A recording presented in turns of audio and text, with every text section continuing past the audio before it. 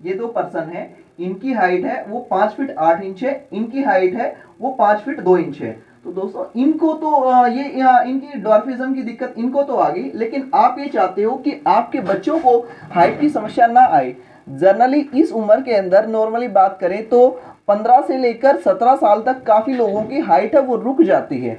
वो रुकने का अगर जनरली कारण बात करें तो काफी ज्यादा जंक फूड खाना, डाइट प्लान अच्छे से फॉलो ना करना, इन चीजों की वजह से जनरली दिक्कत आती है। कई पेशेंटों के कई डिजीज की वजह से हाइट उनकी रुक जाती है, या फिर कई लोगों की फैमिली के अंदर जेनेटिक उनके जो जीन्स रहते हैं उनके अंदर हाइट ना बढ़ने वाले जीन्स है वो चीजें एक्टिवेट हो जाते हैं, उनका ग्रोथ हार्मोन है वो अच्छे से वर्क नहीं कर पाता, इस चीज की वजह से डॉर्फिज्म आ जाता है काफी लोगों के अंदर, हाइट ना गेन कर पाना। अगर आप भी आपके भी बच्चों को इस टाइप की प्रॉब्लम जनरली देखने को मिलती है, उनकी काफी टाइम से लॉन्ग टाइम से उनकी हाइट नहीं गेन हो पा रही है, उनकी हाइट नहीं बढ़ पा रही है, तो उसी टॉपिक पे बात करेंगे।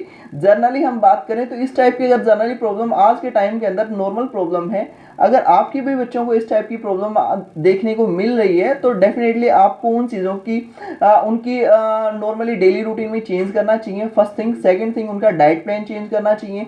थर्ड थिंग, अगर उनको काफ़ी टाइम से ये चीज़ें आप ट्राई भी कर चुके हो तो डेफिनेटली आपको मेडिसिन फॉलो करनी चाहिए जो केवल मदर हॉस्पिटल देता है, प्योर हर्बल मेडिसिन रहती है जिनका डेली रूटीन में आपको यूज़ करना होता है। 3 एक महीने का इनका कोर्स रहता है। 3 महीने के दौरान जब आप पेशेंट के आज कंपैरिजन कर लीजिए और 3 महीने के बाद कंपैरिजन किया जाता है, जिसमें पेशेंट के ग्रोथ हार्मोन को एक्टिवेट करती है, फर्स्ट थिंग। सेकंड थिंग, उनके जीन्स में अगर कोई चेंजेस आ रहा है तो उसको भी डेवोट करने का काम करती है, उसमें भी चेंज लाने का काम करती हैं, ताकि बच्चे की किसी कारणवश उसकी हाइट रुकी हुई है तो हाइट गेन कर पाए पेशेंट। और इसमें कुछ प्रोटीन दिए जाते हैं जो पर्टिकुलर ग्रोथ हार्मोन को प्रमोट करते हैं। ये चीज़ें पेशेंट को डेली रूटीन में फॉलो करनी होती हैं। अगर आप ये चीज़ें डेली रूटीन में फॉलो करते हो तो बच्चे की ईजिली होम्योपैथी तरीके से बिना किसी साइड इफेक्ट के साथ नॉर्मल तरीके से पेशेंट की हाइट गेन हो जाती है।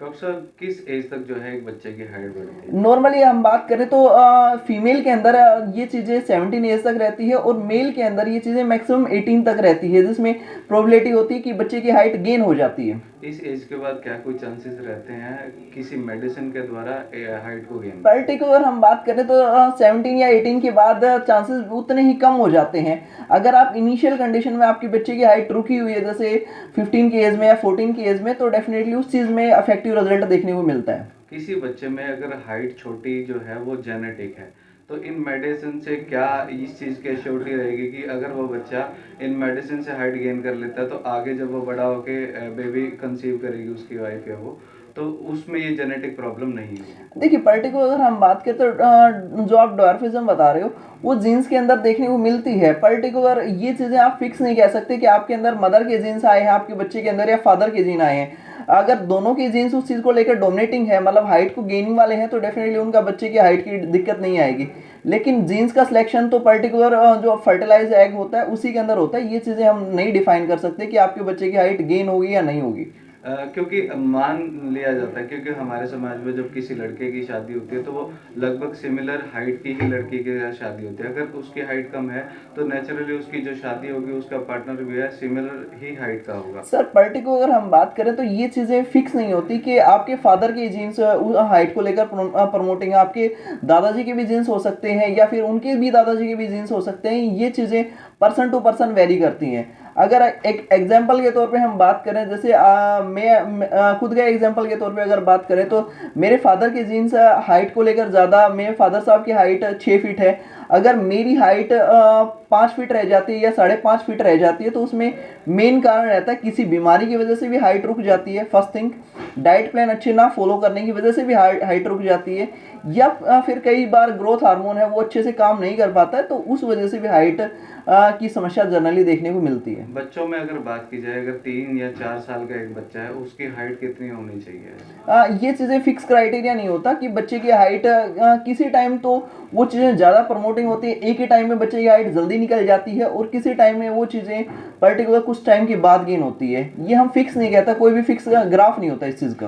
गर्ल्स के केसेस के अंदर देखा जाता है कि लड़कियां जो है पीरियड साइकिल शुरू होने के बाद से हाइट जो है उनकी कम होने लगती है, तो क्या जब से पीरियड साइकिल शुरू होती है कुछ ऐसी चीजें हैं जिनका उनको ध्यान रखना चाहिए? अगर नॉर्मली हम बात करें तो लड़कियों के अंदर भी जैसे हार्मोन है वही उसी चीज़ का एक इंपॉर्टेंट रोल रहता है कि ग्रोथ हार्मोन उनका कितनी जल्दी एक्टिवेट होता है या कितने अच्छे से वो चीज़ें फंक्शन कर पाती हैं।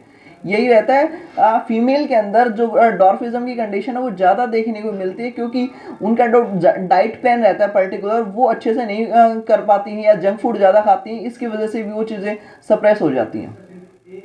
इसके अलावा कई पेशेंटों को और कोई क्वेरी रहती है कि भाई हाइट से रिलेटेड और कोई क्वेरी है, तो नीचे कमेंट बॉक्स में हमारे नंबर भी मिल जाएंगे जिन पे आप संपर्क करके आप अपनी क्वेरी का सॉल्यूशन पा सकते हैं।